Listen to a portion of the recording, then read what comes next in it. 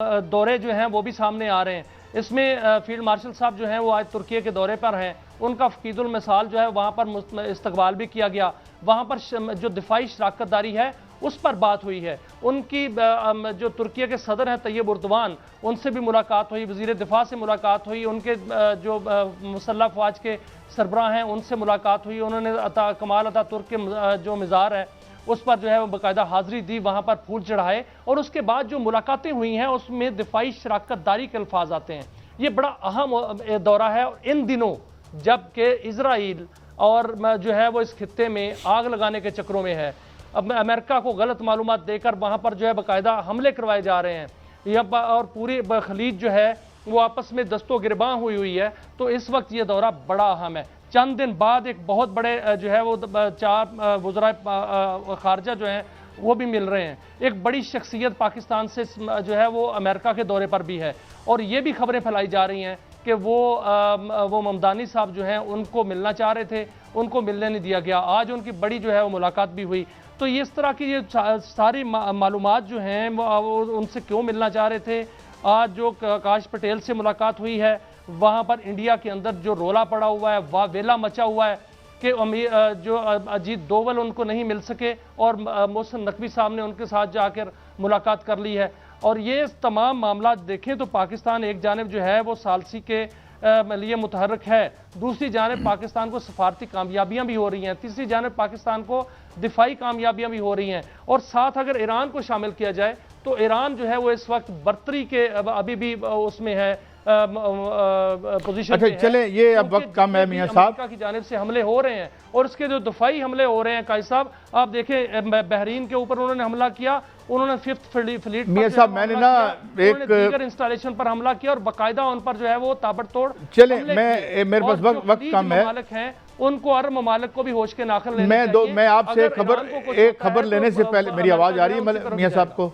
मियां साहब मैं एक आपसे खबर लेना चाहता हूँ मौलाना, मगर इस खबर से पहले मैं एक खबर और देना चाहता हूँ।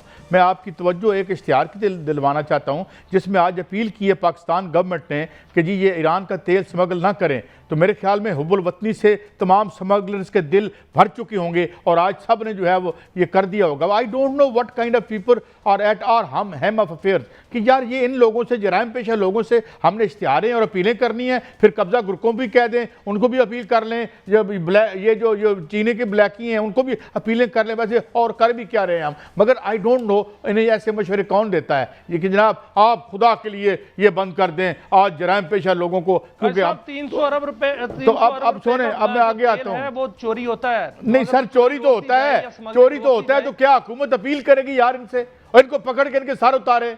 ये देखे ना, ये क्या है, या इस्तीफा दे दें।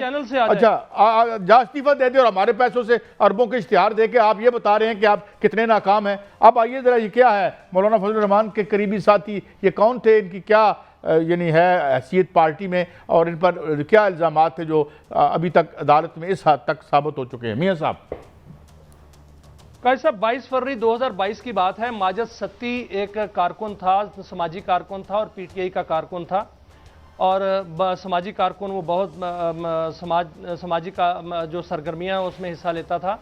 वो एक प्लाट का रोला था, प्लाट पर कब्जा कर रहे थे, फर्रुख खोखर की जानिब से कब्जा हो रहा था, वो रोक रहा था, जिस पर उनको 6th रोड पर जो है वो गोलियां मारकर कत्ल कर दिया गया। एक मोटरसाइकिल सवार आए और वो कत्ल हो गए और थाना सादकाबाद में उनकी FIR जो है वो कटी और उसके बाद ये मुकदमा चलता रहा। और आज फर्रुख खोखर, वल्द ताजी खोखर जो कि कब्जा माफिया के हवाले से बहुत मशहूर हैं और रावलपिंडी में जितने भी कब्जे और हुए हैं और महरिया टाउन के लिए जितने कब्जे किए गए हैं, ये कहा जाता है कि वो ताजी खोखर ने ही कराए थे। उनको जो है वो आज उम्र कैद की सज़ा सुना दी गई है। एडिशनल सेशन जज हैं मोहतरमा अफशा एजाज साफ़ी, उन्होंने ये फैसला सुनाया है और उनको बाकायदा वहाँ पर कमरा अदालत में भी हथकड़ियाँ लग गई और वहीं से ही उनको बख्शी खाने ले जाया गया और वहाँ से अडयाला जेल मुंतकिल कर दिया गया है। फर्रुख खोखर जो हैं कायद साहब, ये मौलाना फजलुर रहमान के करीबी साथी इसलिए कहा जाता है कि उन्होंने कुछ अरसा पहले JUI फे ज्वाइन किया और वहाँ एक बहुत बड़ा फंक्शन हुआ। मौलाना फजलुर रहमान वहाँ पर गए, वो 2-3 दफ़ा बाद में भी गए और वो बाकायदा तौर पर वहाँ पर उनको इन्होंने वहाँ शमूलियत उन्होंने इख्तियार की और उन्होंने कहा कि मौलाना आप दम दरूद वाले हैं, हम बम बरूद वाले हैं, ये बाकायदा तौर पर एक उनका बयान जो है वो उस पर रिकॉर्ड पर है। तो वाकयातन वो बम बरूद वाले थे। फ़ारूक खोखर साहब जो हैं वो कब्ज़ा माफिया के हवाले से और कत्लो गारत के हवाले से, गुंडागर्दी के हवाले से, बत्ता लेने के हवाले से बड़े मशहूर थे और उनको बाकायदा आज सज़ा हो गई है। और इसमें भी कहा यह जा रहा है कि मौलाना फजलुर रहमान के वो राइट हैंड बन चुके थे और उनके फाइनेंशियल मामलात भी देखते थे, और जिसको ATM भी गैर मारूफ तरीके से कहा जाता है, अल मारूफ यानी कि जिसको आप कहें कि उर्फ में। तो ये मामले हैं, आज उनको उम्र कैद की सजा सुना दी गई है। काजी साहब, ताजी खोखर साहब का भी नाम क्यों आ रहा है? उनके ये साहबजादे हैं, ये उनके? देखें काजी साहब, ताजी खोखर जो थे ये खोखर ख़ानदान है जो इसमें ताजी खोखर साहब जो हैं उनका डेरा है बहुत बड़ा। अगर आप ओल्ड एयरपोर्ट की तरफ जाएं जो कि नूर खान एयरबेस जिसको कहते हैं, वहाँ इनका बहुत बड़ा डेरा है और वो कई एकड़्स में है और वो एक किला नुमा डेरा है। वहाँ पर वो रहते थे और मलक रियाज साहब के लिए वो ज़मीनों पर कब्जा करते थे। ये कहा जाता है कि पहले उनका स्क्वाड चलता था और वो ज़मीनों पर कब्जा करता था और फिर उसके बाद बहरिया टाउन का वहाँ पर जो है वो सारा स्टाफ आ जाता था, वहाँ पर जो है डेवलपमेंट शुरू हो जाती थी। बहुत से मुतासरीन इस हवाले से सामने भी आए, कई सैकड़ों FIR जो हैं वो भी कटी लेकिन कुछ ना हुआ। बहुत से मुतासरीन आज भी मुतासरीन हैं, आज भी अपने चले हैं। ये एक इल्ज़ामात हैं खा रहे हैं मियाँ साहब। ये तो चलो साहब ये तो कॉन्विक्ट हो गए ना, कॉन्विक्ट हो गए, लेकिन वो बाकी तो इल्ज़ामात ही हैं और वो अब मलक रियाज साहब आएंगे, उन पे केसेस होंगे तो पता चलेगा। बेशुमार वैसे मैं ज़ाती तौर पर भी मिला हूँ। इल्ज़ामात नहीं है काजी साहब, इल्ज़ामात नहीं है, बाकायदा ये साबित शुदा चीज़ें हैं। इन पर जो है वो मुकदमा दर्ज हैं उनके खिलाफ। आपको याद होगा चौधरी निसार अली खान ने एक पर्चा दर्ज कराया था कत्ल का, और वो कत्ल का पर्चा जो है वो बहुत आगे तक गया था और फिर ताजी खोखर साहब जो है वो जेल में भी रहे थे और शायद जेल में ही उनकी जो है वो डेथ भी हुई थी। चलें, वो बाकायदा तौर पर ये इल्ज़ामात साबित शुदा हैं, उन पर मुकदमात हैं, उन पर मुकदमात थे, वो तो चले गए दुनिया से। अब फ़ारूक खोखर साहब जो हैं इन पर ये कत्ल का मुकदमा साबित हो गया, आज वो मुजरम है।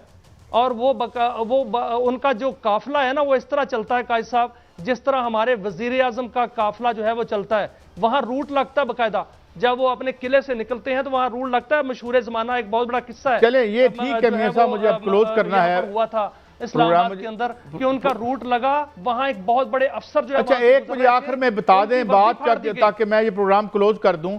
एक बिलेटेड रिएक्शन आया है गवर्नमेंट का। मौलाना फजलुर रहमान ने बड़ी सख्त ज़बान इस्तेमाल की है इसके हवाले से। हमारे जो वज़ीर दिफा हैं उन्होंने भी अपना रिएक्शन दिया, ख़ास तौर पर हमारे फुट सोल्जर्स जो जाने दे रहे हैं उस ज़िमन में भी उन्होंने कुछ बात की। तो इतना बिलेटेड क्यों आया गवर्नमेंट की तरफ से? फौरी तौर पर कोई जवाब नहीं, वरना तो ज़रा सी बात होती है तो फ़ौरन हमारे वज़ीर इत्तलात तशरीफ़ ले आते हैं। मौलाना फजलुर रहमान का काजी साहब जो बयान है वो इंतहाई अफसोसनाक है। चले मैं ये अफसोसनाक है और मैं इस पे कुछ खबरें हम कल देंगे। अलीम खान साहब का भी एक रोल मुतहरक है, पंजाब के हवाले से भी क्या मुतहरक हो रहे हैं, उधर कश्मीर और उधर सुन ही रहे हैं हम जो गिलगित बल्तिस्तान के ज़मन में। तो ये अंदरूनी सियासत में भी एक हलचल, एक फर्मेंटेशन में नज़र आती है। ज़ाहिर है ये कुछ ना कुछ तो सामने आएगा जिस अंदाज में मामला चल रहे हैं।